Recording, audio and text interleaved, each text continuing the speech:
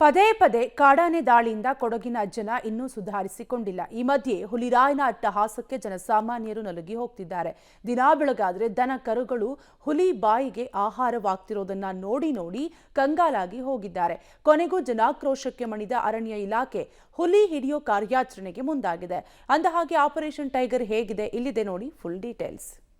ಕೊಡಗು ಜನಕ್ಕೆ ತಪ್ಪದ ಕಾಡು ಪ್ರಾಣಿ ಟೆನ್ಷನ್.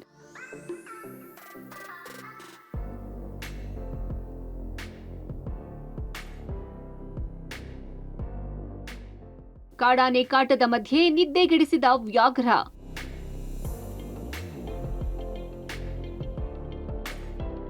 ಅರಣ್ಯ ಇಲಾಖೆಯಿಂದ ಆಪರೇಷನ್ ಟೈಗರ್.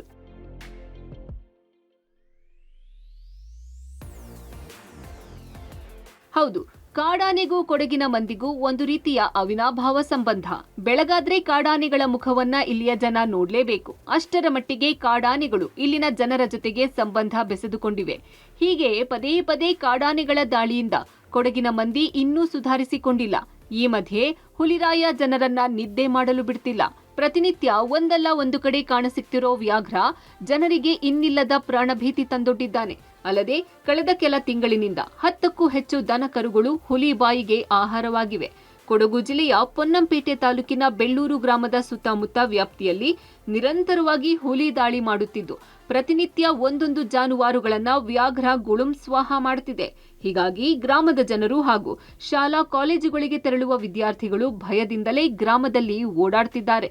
ಕೊಡಗು ಜಿಲ್ಲೆಯಲ್ಲಿ ಕಾಡಾನೆಗಳ ಉಪ್ಪಟಳ ಹೆಚ್ಚಾಗಿ ಒಂದು ರೀತಿ ಕಾರ್ಮಿಕರು ತೋಟಗಳತ್ತ ಹೆಜ್ಜೆ ಹಾಕ್ಲಿಕ್ಕೆ ಕೂಡ ಹಿಂದೇಟನ್ನು ಹಾಕ್ತಾ ಇದ್ದಾರೆ.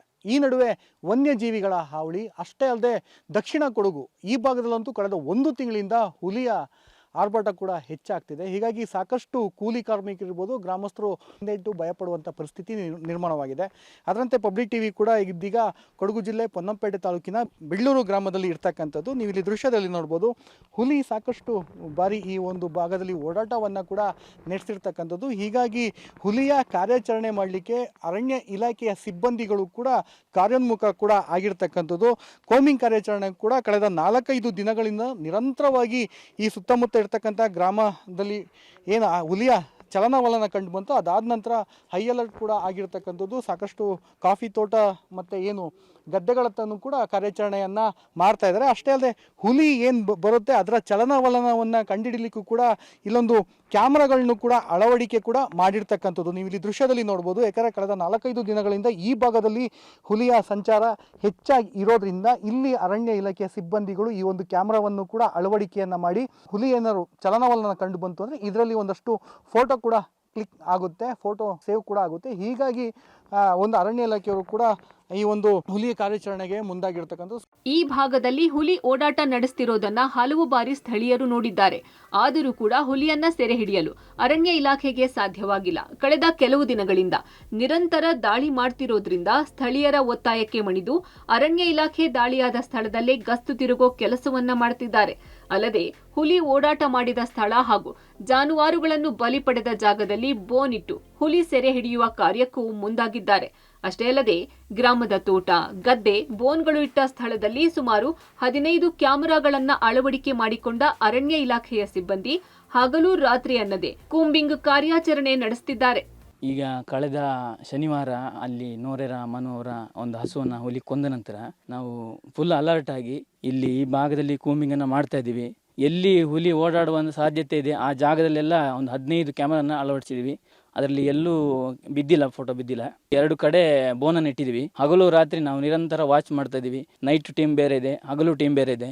ಹಾಗೆ ಅಲರ್ಟ್ ಆಗಿ ನಾವು ಕೆಲಸ ಮಾಡ್ತಾ ಇದ್ದೀವಿ. ಪೊನ್ನಂಪೇಟೆ ತಾಲೂಕು ಬೆಳ್ಳೂರು ಗ್ರಾಮದಲ್ಲಿ ಹೋದ ಒಂದು 10 ದಿನಗಳಿಂದ ಹುಲಿ ಸಂಚಾರ ನಡೀತಾ ಇದೆ. ಒಂದು 4-5 ಹಸುಗಳನ್ನ ತಿಂದಿರ್ತಕ್ಕಂಥ ಘಟನೆ ನಡೆದಿದೆ. ಹಾಗಾಗಿ ತಕ್ಷಣ ಹುಲಿ ಸೆರೆ ಹಿಡಿತಕ್ಕಂಥ ಕಾರ್ಯಾಚರಣೆ ಅರಣ್ಯ ಇಲಾಖೆ ಮಾಡ್ತಾ ಇದೆ. ಈಗ ನಿನ್ನೆ ಮಳೆ ಇದ್ದಿದ್ದ ಕಾರಣ ಸ್ವಲ್ಪ ಅಡಚಣೆ ಆಗಿದೆ. ಇವತ್ತು ಕೂಡ ಸಿಬ್ಬಂದಿಗಳು ಕಾರ್ಯಾಚರಣೆ ಮಾಡ್ತಾ ಇದ್ದಾರೆ. ಒಟ್ನಲ್ಲಿ ಅರಣ್ಯ ಇಲಾಖೆ ಸಿಬ್ಬಂದಿ 4-5 ದಿನಗಳಿಂದ ಹುಲಿ ಸೆರೆಗೆ ಕಾರ್ಯಾಚರಣೆಗೆ ಇಳಿದಿದ್ರು ಇದುವರೆಗೂ ಹುಲಿಯ ಕುರುಹುಗಳು ಪತ್ತೆಯಾಗಿಲ್ಲ. ಆದ್ರೂ ಹೇಗಾದರೂ ಮಾಡಿ ಹುಲಿ ಸೆರೆ ಹಿಡಿಬೇಕು ಅಥವಾ ಮೀಸಲು ಅರಣ್ಯಕ್ಕೆ ಓಡಿಸಬೇಕು ಅಂತ ಛಲ ಬಿಡದ ಅರಣ್ಯ ಇಲಾಖೆ ಸಿಬ್ಬಂದಿ ಗ್ರಾಮದ ಸುತ್ತ ನಿರಂತರ ಕಾರ್ಯಾಚರಣೆ ಮಾಡ್ತಿದ್ದಾರೆ. Mallikarjun, public TV, Madikeri.